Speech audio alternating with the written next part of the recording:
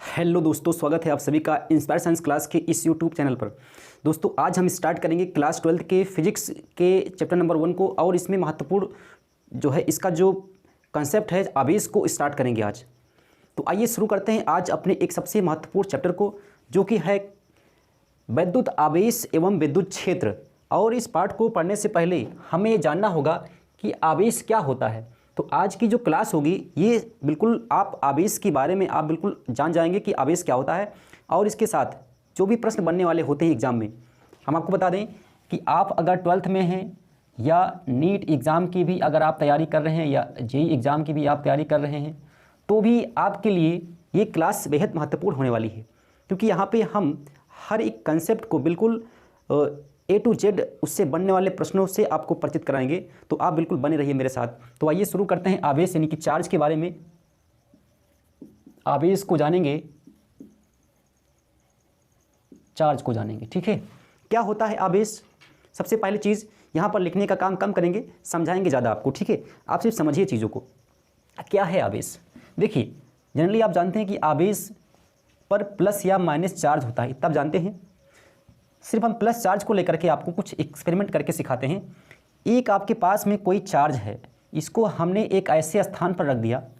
कहाँ पे रखा? एक ऐसे स्थान पर रख दिया जहाँ पर इलेक्ट्रिक फील्ड है। क्या है? इलेक्ट्रिक फील्ड है या फिर मैग्नेटिक फील्ड है। दो चीज़ें हो सकती हैं, या तो पहले से मौजूद है या तो हम उस पर ला करके आएंगे। ठीक है ना? तो यहाँ पे इलेक्ट्रिक फील्ड है और क्या है? मैग्नेटिक फील्ड है। तो किसी पदार्थ का वह गुण, वह प्रॉपर्टी जिससे कि वो इलेक्ट्रिक फील्ड और मैग्नेटिक फील्ड में रखे जाने पर, जिससे कि उसे या फिर वो स्वयं अनुभव कर ले किसी इसका इलेक्ट्रिक फील्ड को और मैग्नेटिक फील्ड को, किसी पदार्थ का वह गुण जिसके कारण से वो इलेक्ट्रिक फील्ड और मैग्नेटिक फील्ड दोनों को क्या कर ले? अनुभव कर ले। वही क्या है? आवेश है। वही क्या है? आवेश है। अनुभव ही ना करे अपितु वो उत्पन्न भी कर सकता है। दोनों को क्या कर सकता है? दोनों को उत्पन्न भी कर सकता है। अब कहने का मतलब यह हुआ कि पदार्थ यानी आवेश पदार्थ का वह गुण है जिसके कारण से वह विद्युत क्षेत्र और चुंबकीय क्षेत्र वो उत्पन्न भी करता है और वो जो है उसको अनुभव भी करता है। बातें क्लियर हुई? बस दो चीज़ें आपको ध्यान रखना है। आवेश की जो परिभाषा बिल्कुल आपको क्लियर हो गई होगी। ठीक है, तो अगर हम लिखना चाहें तो लिखने के लिए बहुत कुछ है, बस आप इसको समझिए कि जो चार्ज है, चार्ज ये इलेक्ट्रिक फील्ड और मैग्नेटिक फील्ड दोनों को क्या कर सकता है? दोनों को प्रोड्यूस कर सकता है, उत्पन्न कर सकता है एंड क्या कर सकता है? इसको अनुभव कर सकता है। ठीक है, फील कर सकता है, अनुभव कर सकता है। तो चार्ज की प्रॉपर्टी आप समझ गए होंगे। लिखना चाहते तो आप लिख भी सकते हैं। एक बार लिख भी लेते हैं चीज़ों को। देखिए, एक बार लिख लेते हैं। आवेश किसी पदार्थ का वह गुण है जिसके कारण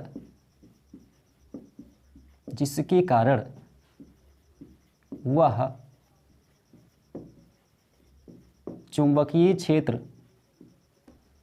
चुंबकीय क्षेत्र व विद्युत क्षेत्र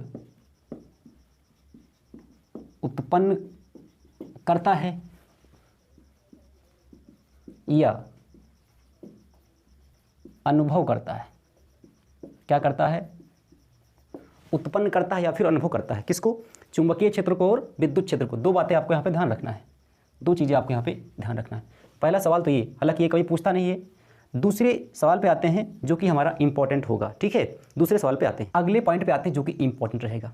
देखिए, जो परमाणु होता है, कौन सा? जो परमाणु होता है यानी कि एटम की बात करें तो सामान्य रूप से ये क्या है? सामान्य रूप से जो परमाणु होता है ये उदासीन होता है। क्या होता है? उदासीन होता है। और क्यों होता है? क्योंकि इसमें जो प्रोटॉन होते हैं ये बराबर किसके होते हैं? इलेक्ट्रॉन के होते हैं।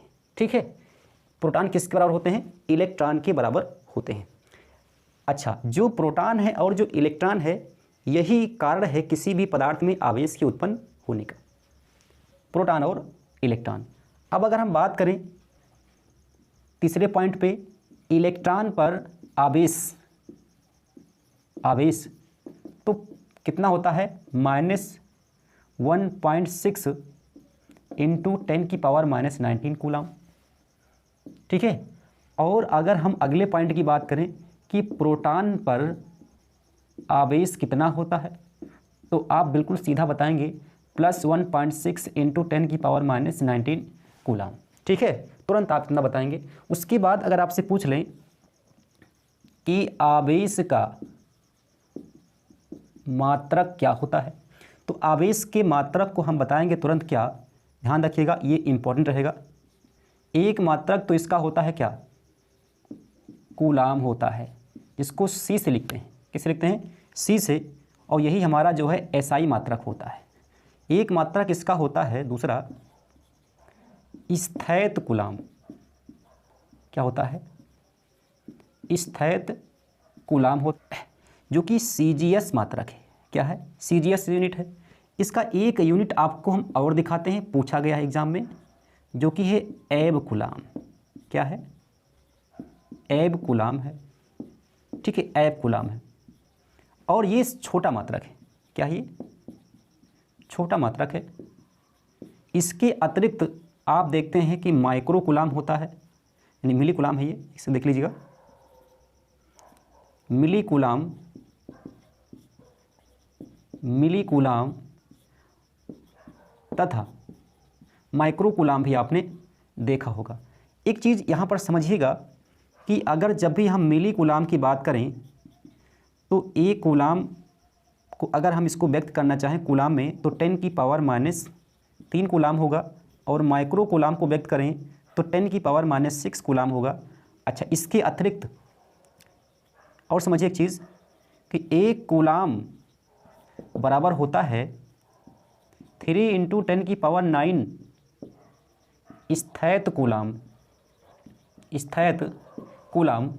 और ये बराबर होता है 1/10 एब कूलाम के। ठीक है, ये पूछा गया है। मैं तो कहूँगा कि आप इसको क्या कर लें, इंपॉर्टेंट टिक कर लें, क्योंकि यहाँ से सवाल बहुत बनता है। ठीक है, कंसेप्चुअल सवाल आते हैं जो कि गलत हो जाया करते हैं। तो ध्यान रहे, यहाँ पे ये चीज़ें आपके लिए इंपॉर्टेंट रहेंगी। ठीक है, इसके बाद हम आते हैं इसके आवेश के अगले गुण पर आते हैं। देखिए, अगले पॉइंट पे, पॉइंट नंबर 6 पे आते हैं। अगर आपसे कहा जाए कि किसी पदार्थ पे इलेक्ट्रॉन आ गए हैं, है ना, तो क्या होगा। ये सब चीज़ें जो है आपके न्यूमेरिकल में जो है आपके प्रयोग होंगी। किसी पदार्थ में इलेक्ट्रॉन की अधिकता, इसका मतलब क्या होगा, पदार्थ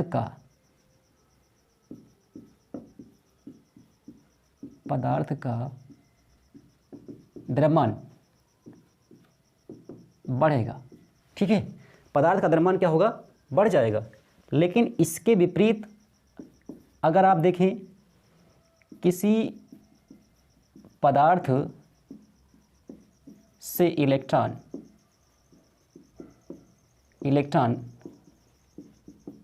निकल जाए तो पदार्थ का द्रव्यमान घटेगा। एक चीज़ और समझिए कि अगर मान लीजिए पदार्थ ए है और इससे इलेक्ट्रॉन बाहर निकल गया, तो इस पदार्थ पे पॉजिटिव चार्ज आएगा। क्या आएगा, पॉजिटिव चार्ज आएगा।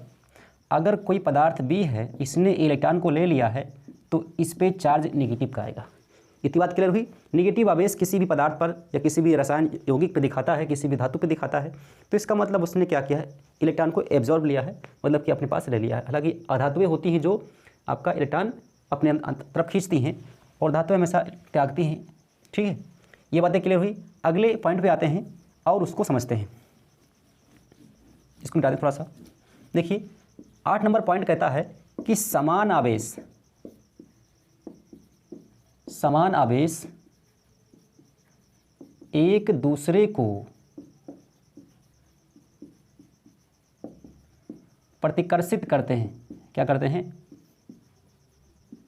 प्रतिकर्षित करते हैं।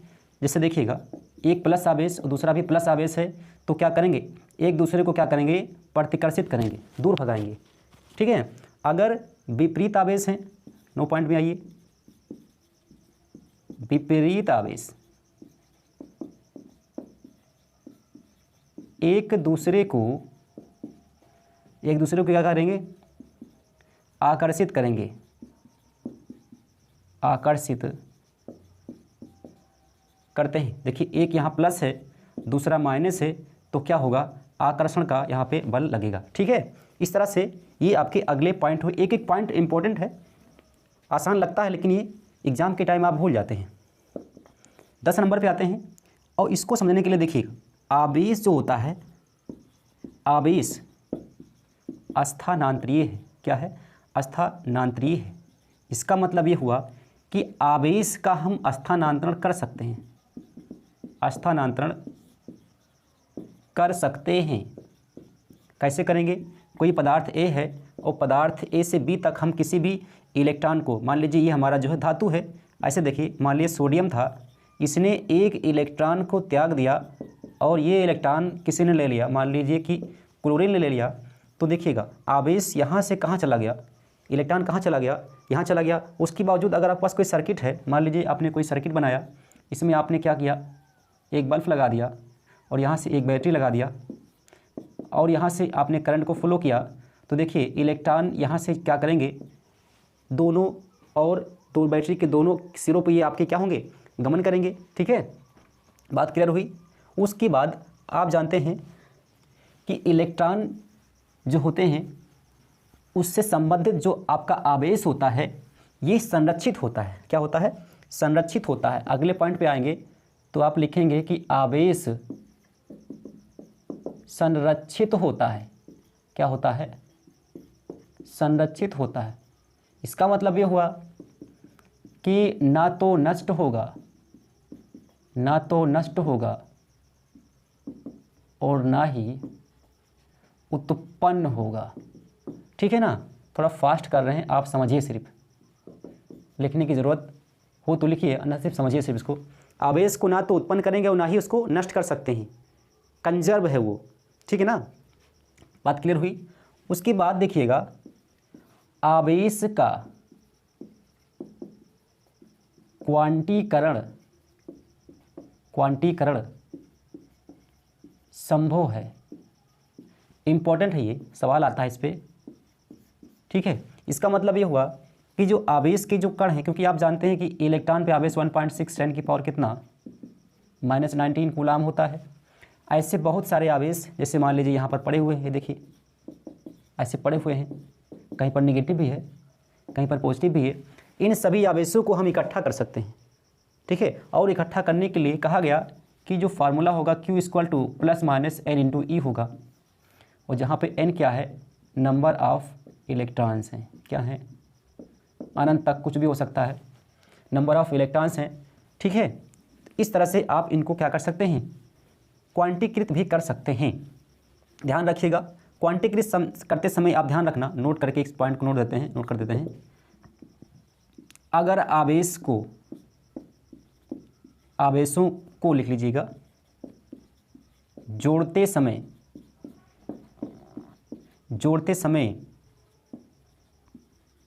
उनके चिन्ह के साथ का मतलब कि निगेटिव या पॉजिटिव, ऐसे कर लीजिए, निगेटिव या पॉजिटिव, या इसी को आप कह लें क्या, बीजगणितीय योग। ठीक है ना, आवेशों को जोड़ते समय उनके चिन्ह के साथ, यानी कि बीजगणितीय योग चिन्ह के साथ जोड़ना चाहिए। ठीक है, इसका मतलब ये हुआ कि मान लीजिए +2 कूलाम आवेश था, +4 कूलाम आवेश था, -2 कूलाम आवेश था, ऐसे करके बहुत सारे आवेश हैं। आपसे कहा जाए कि कुल आवेश आप बताइए, तो कुल आवेश कैसे निकालेंगे, देखिए सभी को जोड़ेंगे, कुल आवेश निकाल लें यहाँ पे। तो यहाँ पे कितना, +2 कूलाम हो गया, +4 कूलाम हो गया, है ना, +4 कूलाम हो गया, और उसके बाद प्लस क्या हो जाएगा, 2 कूलाम हो जाएगा।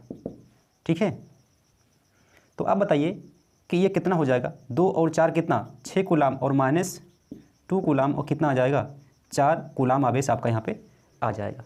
बात क्लियर हुई, ये चीज़ें क्लियर हुई। यहाँ पे आपका चाहे क्यों करें, चाहे आप कुछ भी कर सकते हैं, 2 क्यों कर सकते हैं या 4 क्यों कर सकते हैं।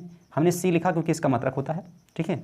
तो आपको दिक्कत हो तो आप यहाँ पे क्यों भी कर सकते हो, आपको लगता हो कि कहीं ये गलत तो नहीं हो रहा है तो आप इसको क्यों भी कर लीजिए। समझाने के लिए से मैंने इसको समझा दिया आपको कि आप इसको चिन्ह के साथ ही करेंगे। अगर आप चिन्ह को ना लेते तो सबको जोड़ करके कितना करते 8 कर देते तो आपका गलत जाता। एक बहुत ही महत्वपूर्ण जो है इसका बिंदु आता है उस पर हम चर्चा करेंगे, उस पर सवाल बहुत आता है, ध्यान से उसको देखेंगे। देखिए अगले पॉइंट को देखिए, आपके पास में आवेश है, इसको 3 जगह हम लिखते हैं क्योंकि ये पॉइंट ही कुछ ऐसा है। देखिए ये आवेश है और ये जो है यहाँ पे इसकी स्पीड 0 है, यहाँ पे इसकी स्पीड 0 नहीं है, नियत है, मतलब नियत चाल से ये चल रहा है, चल रहा है। यहाँ पे क्या है, इसका जो b है ये अनियत है, अनियत है।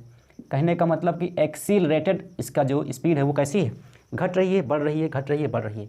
यहाँ पे कोई स्पीड नहीं है इसकी, यहाँ पे 0 है, यहाँ पे इसका समथिंग है, ये यहाँ पे कोई स्पीड नहीं, यहाँ पे आपका ये अनियत है। जब कोई चार्ज पार्टिकल या इलेक्ट्रॉन स्पीड नहीं करेगा तो यहाँ पे सिर्फ और सिर्फ आपको इलेक्ट्रिक फील्ड मिलेगा। अगर ये स्पीड कर रहा है लेकिन नियत चाल से है तो इलेक्ट्रिक फील्ड भी मिलेगा और मैग्नेटिक फील्ड भी मिलेगा। लेकिन अगर इसकी स्पीड एक्सीलरेटेड है, मतलब कि अनियमित है या अनियत है, तो इलेक्ट्रिक फील्ड तो मिलेगा ही और मैग्नेटिक फील्ड भी मिलेगा और आपको विकिरण के रूप में ऊर्जा भी मिलेगी।